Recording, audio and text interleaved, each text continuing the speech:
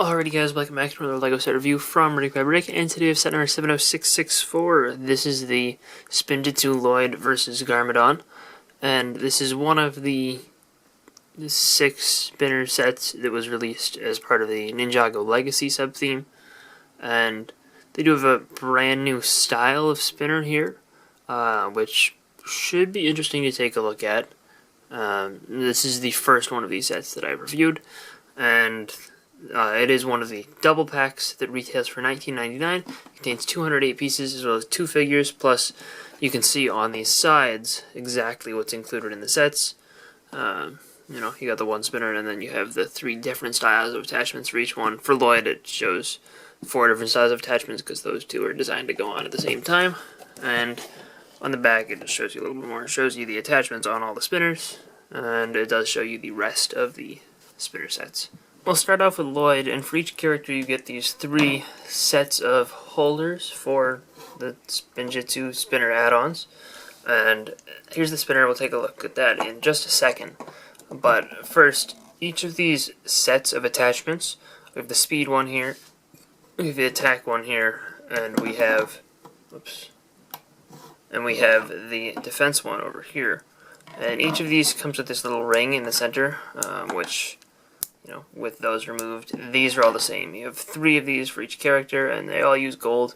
There's a mixture between the several of them. You'll notice, for example, these ones here are the newer pearl gold colors, and then this one is the old one, and that's kind of just split randomly between the set as far as which ones are old and which ones are new. But the other thing that this does is, since it has the rounded centers there, you can fit the spinner right inside it and rest it there as a display. Because this won't stand up on its own because it does have the slider plate on the bottom, so it'll just flop over unless you wanted to remove that slider plate, in which case it can be attached with studs to wherever and it will rest on its own. The new spinner pieces are really nice looking, I think. I think that this is probably the best we've gotten as far as Spinjitzu tornadoes that look like they do in the show to some extent. And they're really well produced pieces. They fit the figure right inside, and there is enough room for them to hold a basic accessory like a katana. I wouldn't go crazy with the accessories, but you can get something in there. The katana doesn't really extend outside of the range of the spinner, so it's not really like the original spinners where you use a weapon to try and knock off the other one. And he is, stuck in there pretty well. You can't hit it from outside and expect him to come out. There are just 2 studs centered down in there at the bottom, and that's how a figure stands inside. And the molding and design of this just looks really good. I like it quite a bit. All of them are dual molded, with the base color as a translucent color, and then you have the exterior or secondary color, which is a solid color. And you have these 4 bar sections up at the top, which is how the attachments are done on there. But the dual molding on there is really good, and I think they came out really well. It's a pretty well-designed piece that comes together pretty nicely, I think. And it does spin on its own, just like that. It's sometimes very hard to do. Sometimes it's better to spin it in the air and then have it, do its thing. It's a little bit hard to do in a specific area. Like, there we go. There's a look. And yeah, there's a gap between there, so that's why it's going to flop over when it hits that. But, they spin decently on their own, but it's sometimes a little bit hard to do, as you can see right there. It's a little bit harder to use than the original spinners, I think. But that does change when you add on the attachments. So we'll start off with this speed one here, which, you can turn it upside down, you can leave it either way, really, but this is the way that they suggest you attach it on the box. They suggest you stick the claws out like that. Obviously you could do it like that, but we'll just go with exactly what they recommend. And stick these right on there. And just like that is what they recommend. And then with that, it becomes harder to spin it like that, but if you use the Ninja's hoods there,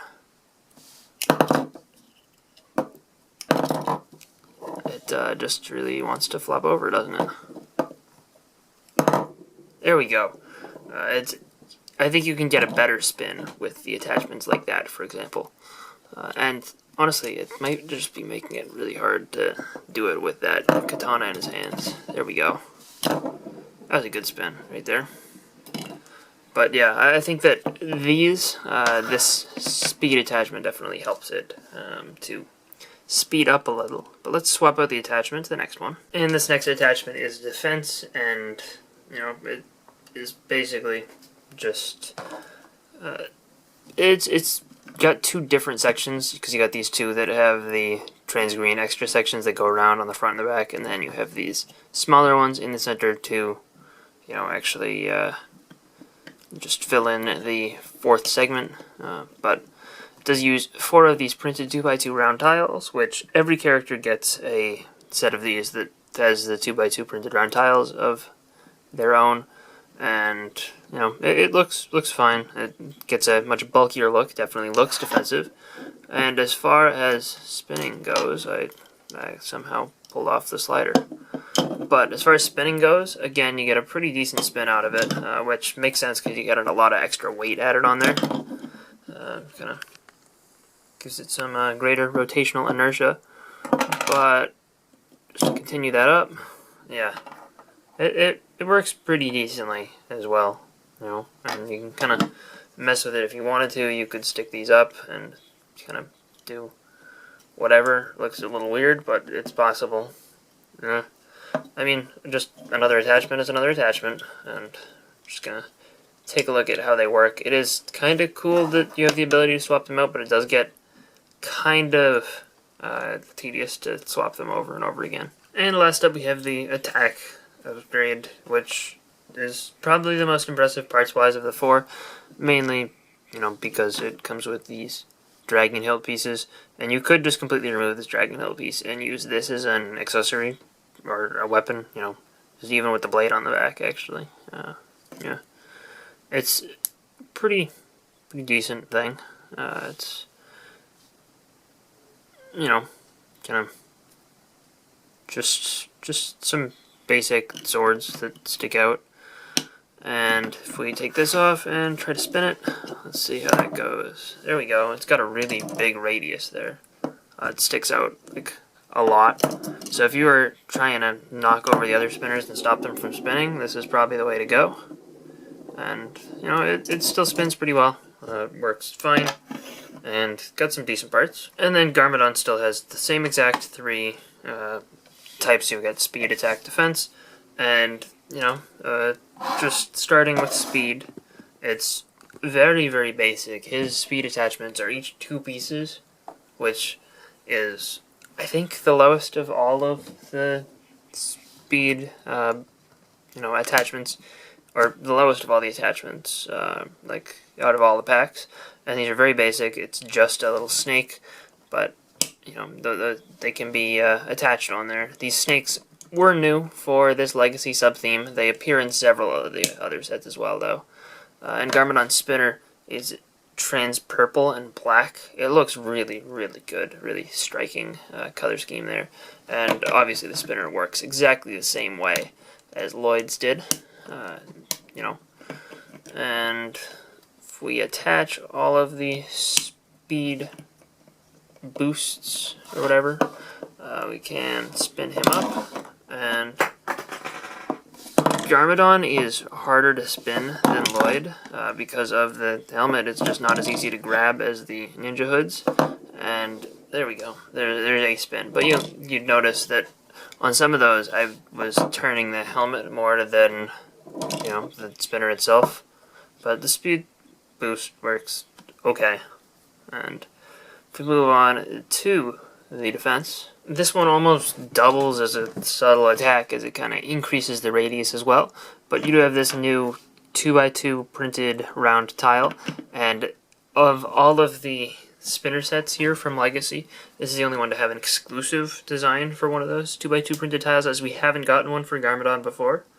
We've gotten from all the Spinjitzu masters from Sons of Garmadon. We'd gotten pretty much all the others, and then the Dragon Flyers from Hunted introduced the one that they use for Woo, and then this one here introduces one for Garmadon, so if they do future spinners that include Garmadon, it'll probably feature the same emblem, but I think it looks pretty good.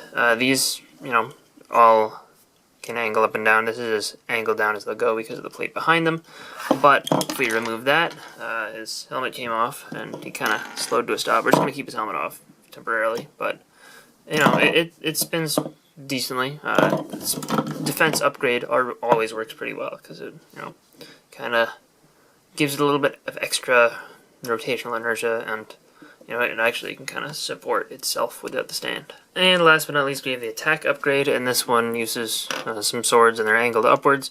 You could swap it around and angle them downwards, but then they'll lack a stopping point, because with the ones that are angled upwards, they can't go any further than that. With these ones, they can fall all the way down to there, and that kind of, honestly, at that point, it doesn't really interfere with it, but, like, here it would, and for example. But we will just stick to spinning it in the correct direction, and like that, it's a little bit hard to get them to spin again. Garmadon goes flying away, but, you know, if he didn't go flying away, it would almost spin. There we go. That's kind of a spin there. It's kind of a sad spin, but there we go. That's the best we're gonna get for a spin there. And here's the Lloyd figure, and this is his standard Legacy suit, the one that appears in the regular Legacy sets. There's nothing exclusive about this figure, nothing special. The torso print and leg print are fine, and this is definitely the cheapest way to get him. His new dual molded mask looks nice with the dark green and the regular green. And he does use his standard Ninjago movie facial expression, and, you know, it looks fine. I would have liked a new face maybe, but, you know, this figure looks okay. It does appear in the Ultra Dragon and the Monastery from the Legacy sub-theme. So this is the cheapest way to get it, but if you're planning to get one of those, you don't really need to get the set, especially if you're planning to get the Ultra Dragon, as this Garmadon figure also appears in the Ultra Dragon. So, you know, if you're getting the Ultra Dragon and you also get this set has no exclusive figures for you. It does still have some exclusive parts in the Tornadoes and the Garmadon printed tile, as well as, I didn't mention it earlier, but these pieces, these claw pieces in regular green are exclusive to this set currently as well, but I can see those ones being reused somewhere else shortly down the road.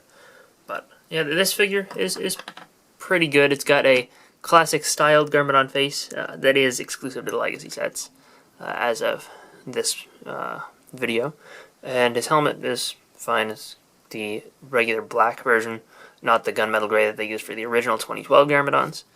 His torso extension piece is, you know, the same as the 2012 Garmadons, and I believe his torso and leg printing has been slightly updated since then. And I think it's not the same as the Ninjago movie versions either, if I recall correctly. And it's also updated since Sons of Garmadon. I think Sons of Garmadon used the Ninjago movie ones, but this is all new stuff for the Legacy sub-theme, and it looks pretty good. And there is one instruction booklet which has some decent art on the front, but other than that there's really nothing special inside, and that does show you how to build both parts of the, or both characters' spinner accessories, and it does just have this one ad in the back. But, you know, I think that these spinners are interesting.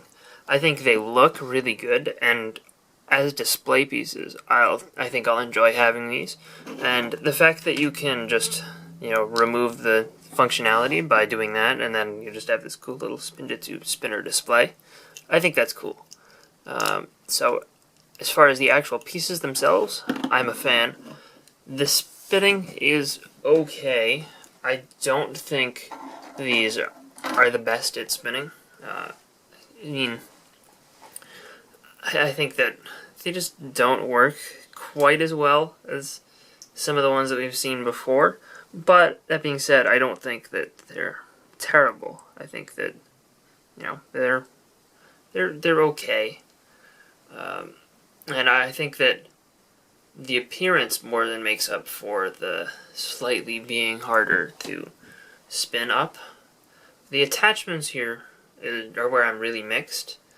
I think that it's kind of cool that you have the ability to do it, but I don't see myself doing it very often. And I see kids probably getting bored of the attachments thing and just spinning it fine like this, or maybe they'd choose one attachment and just leave it on there permanently. I don't know. I think the attachments are decent parts packs, and I guess if they had to price this at $10 for a spinner regardless, then I guess having the attachments is better than nothing. But I almost would have preferred to get no attachments and have the price be half as much, say $5 for just a spinner with the figure. I don't know if that's a reasonable demand, but you know, the way it is, I think these are decent. Just, you know, assuming you'll be taking the two figures and the spinners and then using the rest of the pieces just as, you know, spare parts. I don't know. I don't hate these. I don't love them. I think had they had an exclusive figure, these would have been the best spinner sets that we've ever gotten. I think even without an exclusive figure, these are still some of the better ones that we've gotten. But I am a little bit disappointed by the fact that they aren't as easy to spin as they've been in the past.